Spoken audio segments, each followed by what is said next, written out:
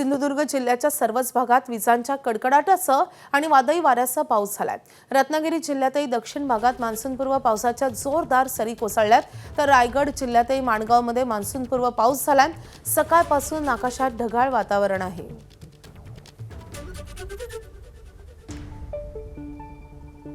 सिंधुदुर्ग जिल्ह्यामध्ये मान्सूनपूर्व पावसाने हजेरी लावली आहे।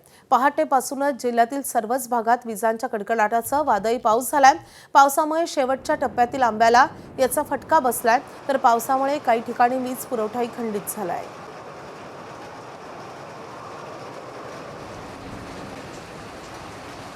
रत्नागिरी जिल्ह्यातही सकाळपासूनच मान्सूनपूर्व पावसाने हजेरी लावली आहे।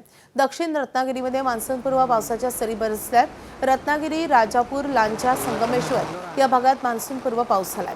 पावसामुळे हवेत गारवा निर्माण झाला होता। पुढील 2 दिवस अशाच पद्धतीने पावसाच्या सरी बरसतील असा अंदाज हवामान विभागाने वर्तवलाय।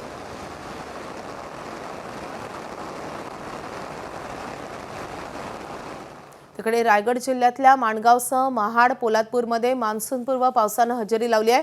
सकाळपासून ढगाळ वातावरण आहे। रायगडच्या दक्षिण भागात काही ठिकाणी हलक्या स्वरूपातील पावसाच्या सरींचं आगमन झालंय। आज आणि उद्या रायगड जिल्ह्यात हलक्या ते मध्यम स्वरूपाच्या पावसाचा अंदाज हवामान विभागाने वर्तवलाय। दरम्यान पावसामुळे नागरिकांना उष्णतेपासून काहीसा दिलासा मिळाला आहे।